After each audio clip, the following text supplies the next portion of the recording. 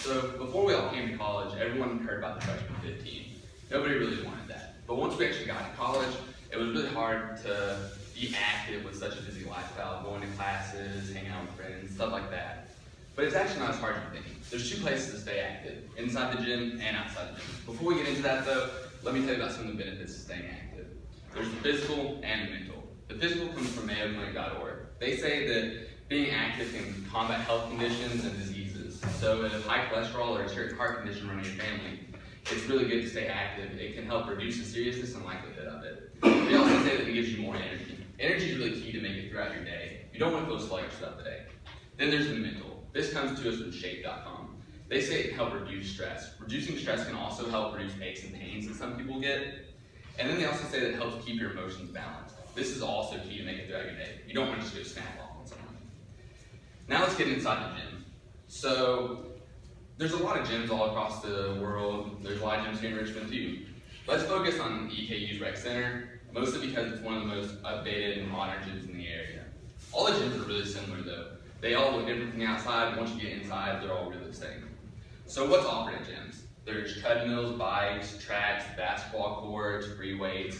All these are really key to staying active in the gym. But there's also fitness classes. Fitness classes are really great, especially because they're on campus. They're free, easy, fun. It's also a really great way to meet people. One of the best things about fitness classes though, is that it's an easy way to get involved in being more active by just easing yourself into it, especially if you're new to it. Unfortunately though, a lot of people have a lot of common fears or excuses when it comes to going to the gym. One of the biggest fears is judgment. No one wants to get judged.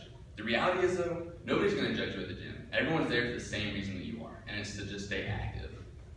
Then there's the excuses. Everyone's heard the excuse of, oh, I don't have enough time, or oh, it's too late to start.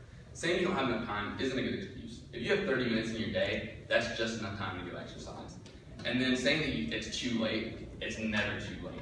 The perfect time to start is always the present. So now that we've talked about what's going on inside the gym, let's talk about how to stay active outside of the gym. The American Heart Association is a really good way of staying active outside the gym, and it's simply walking. All of us walk every day. We walk to class, walk to wherever else you need to walk to pretty much. It's easy and it works. Walking costs nothing to get started. It's completely free to use, so you might as well take advantage of it. It's also very easy and safe. It's easy because everyone decided to do it. It's safe because the likelihood of you pulling a muscle, tearing something, or injuring yourself in any way is pretty much slim to none. It works. Walking 30 minutes a day provides a lot of health benefits. Walking for 30 minutes a day can reduce the risk of a stroke by 20%, which is really important considering that you can get a stroke at any time in your life. Then, walking can also burn up to 200 calories, making it one of the most effective forms of exercise that there is. So now that we've talked about what all is going on inside the gym and outside the gym, how do we put all this information into practice? Well, first we gotta need motivation. Self-motivation is a very hard thing to come by. If you have it, great, but a lot of us don't. It's really hard to motivate yourself, especially when you're going into something new and trying something for the first time. So get friends, people who want to go exercise or already do exercise. It's a great way to have the time pass by a lot quicker. You get distracted, you're able to interact with people. This will make you want to keep going to the gym more often or walk further, and it just gives you a really good time.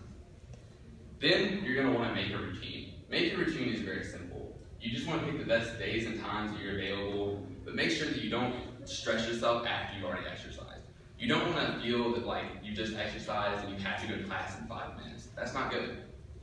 And lastly, make goals. Making goals is simple and easy. Make sure that your goals are easily achievable at first so that you don't kind of feel that you're rushing yourself to try to achieve these goals. So a good example is losing X amount of pounds in this many days or walking this many miles in 30 days. Thank you.